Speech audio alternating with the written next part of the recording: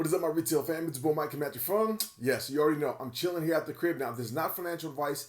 This is my own personal opinion, and you already know the deal. Okay, now, it is Sunday. It's about 4 o'clock, somewhere 4 or 5 o'clock, I don't know.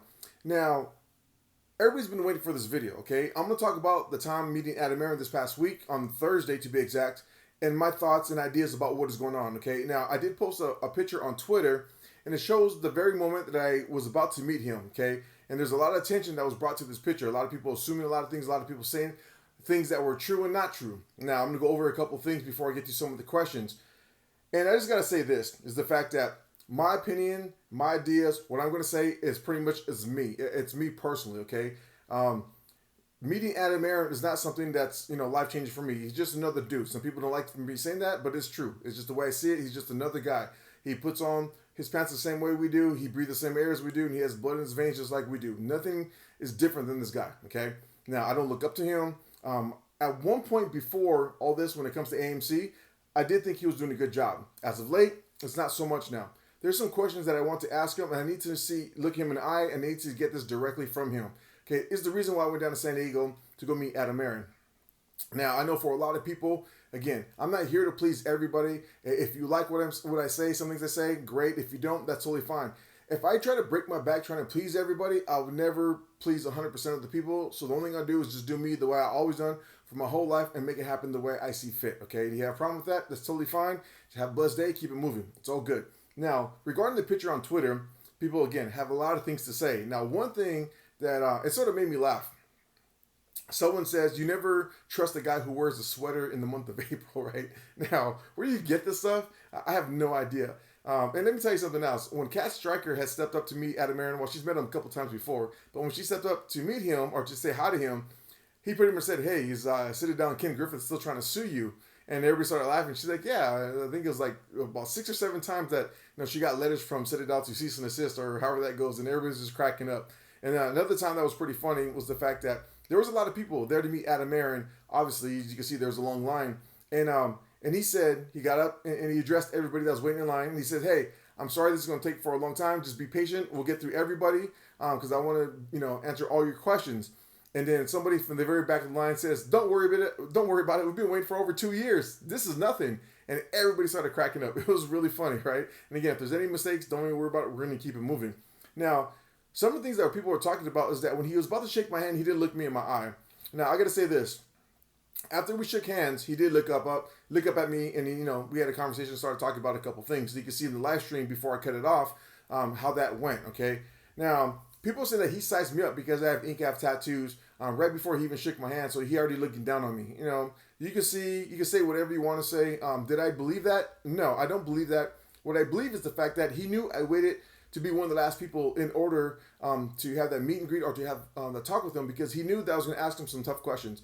Now, even get to the point of when he started asking the questions, he knew that, these questions are going to more than likely have to be, not on camera or filmed because of, obviously, the lawsuit, lawyers, and many other things. And that's fine. I wasn't there to, I was there to ask him hard questions. I don't care what his favorite color is. I don't care what his favorite car is.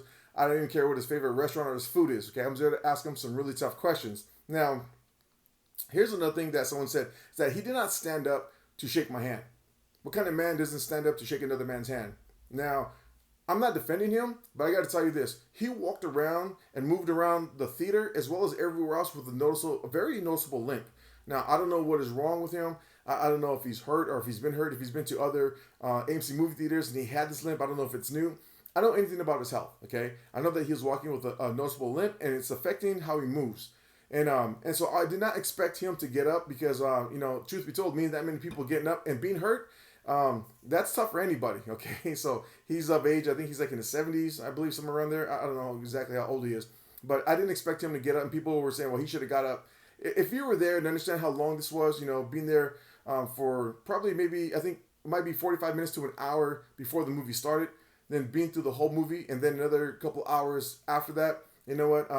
He probably had call that about 4.5 hour time of just doing all this stuff, right? I didn't expect him, so I got to sort of defend him on that, okay? And now here's one other thing: is the fact that there's a couple of people that said that the way he dresses, going back to the sweater, that he looks like a broke public defender.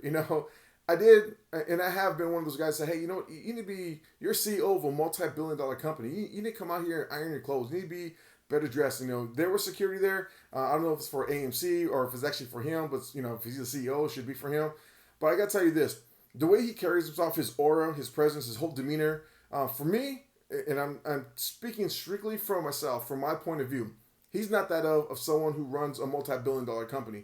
Now, I'm not saying that you have to have this watch, you know, along and sewn in and wear all these very nice clothes and jewelry. No, you don't have to do that. But his demeanor and everything else, again, he's an older guy, but that's not something that rubbed off on me. Is like, hey, this is a guy who, a cat that's, you know, he runs a multi-billion-dollar company. I know people of influence. I've been around people of actually big influence, and their demeanor is just a little bit different. And they're not, you know, they're not running billion-dollar companies. They're maybe hundreds of millions or maybe tens of millions, and they're just different. They're just different cats. They're just different people, men and women, and he's not one of them. Okay, so now get into that. Now in the video, you see when he was talking and addressing the crowd when it comes to AMC, you know, when he was talking right before the show started, he did say this. He says that he was hand chosen, that he was picked to be CEO of AMC. Now, that's one question that I wasn't able to get into because it wasn't answered. I know who picked him to be AMC CEO. You know, it's like that is something I do want to know. Who was on the board of directors at the time, you know? But again, that wasn't something that was answered. Now, here's a question that, you know, or something that he went over. And this is where I have a problem because this is going to be leading up to one of the questions that I asked him. He says that around the time of January 2021, we had a 50 million float, okay, 50 million share float of January 2021, or yeah, 2021, somewhere around there. Trading, when we had that run up, the volume was about 1.2 billion in volume, okay. Now with the 50 million share float and 1.2 billion in volume, that means the total float will have to be traded 24 times, okay. 50 goes into 1.2 billion 24 times. If my math is wrong, I'm not mathing, and correct me in the comments, okay? Now, at that time, I know people speculatively were talking about the float was locked up between 80, 85, 90% of the float has been locked up by retail at the time of that run up. Now, let's call it 80%. 80% of the float's locked up, which means 80% of 50 million is pretty much 40 million. So that means there's 10 million that's available. That means that 10 million we have to trade 120 times over to get to 1.2 billion, okay?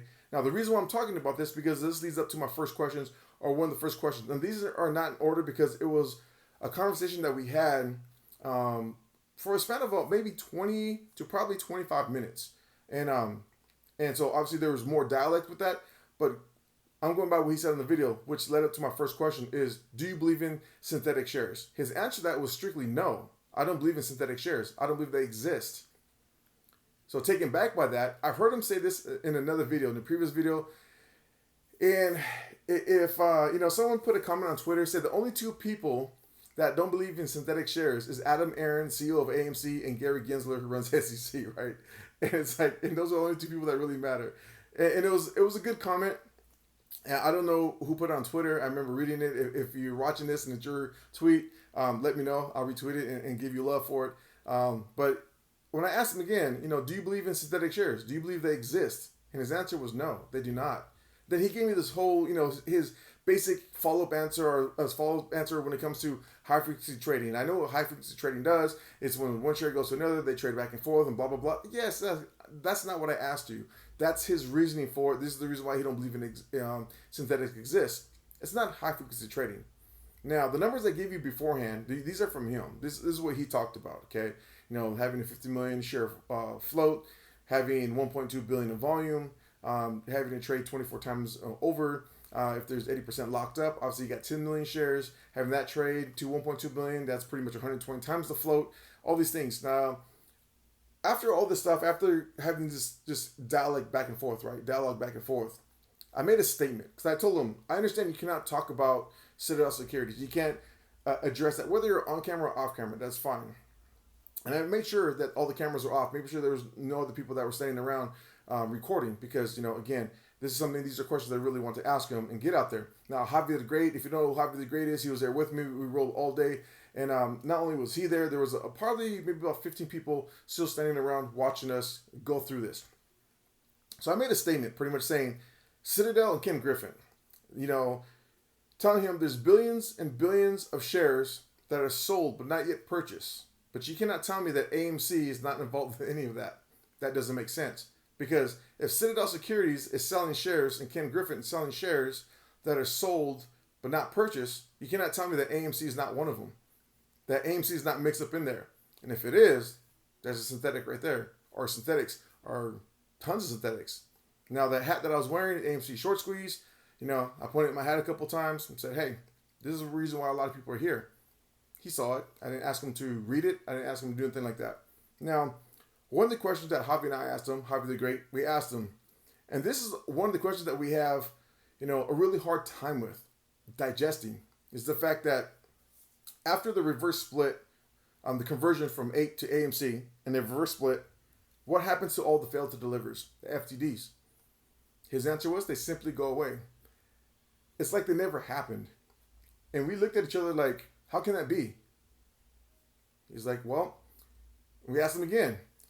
Failed to delivers, when it comes to APE, when it converts to AMC that has reverse split, the conversion, then go to reverse stock split, what happens to the FTDs? He's like, they never existed. They get wiped away. They no longer exist. Like they just get sent back and just disposed of. How is that possible? How did they just go away? That's what he said. That is something that I had a really hard time digesting. Seeing it coming from our CEO, that runs AMC. Now, there's some other questions that I asked him. We're already at 11 minutes. There's some other questions that I asked him, and I'm going to follow up with, right? But overall, the line of questioning was about Entera. There's questions about FTDs, more so of the T minus and so forth. And, that I'm going to get into. That I'm going to be more descriptive on.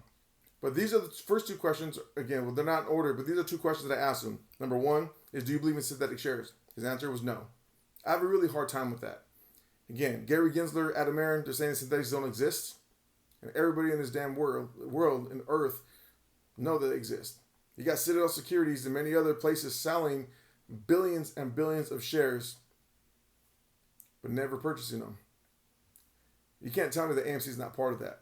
And then now you're going to tell me that after the conversion of reverse split, that all the FTDs for APE just go away, no longer exist. That's a bunch of BS. Now, I'm going to end it here. I just want to tell everybody, have a great weekend. Have a blessed weekend. And I have a couple more questions tomorrow. And then I'll have a conclusion on my thoughts on everything about where I stand when it comes to AMC, Adam Aron, and everything as a whole. Have a good night. Have a good evening. I shall see everybody soon. Take it easy. Peace.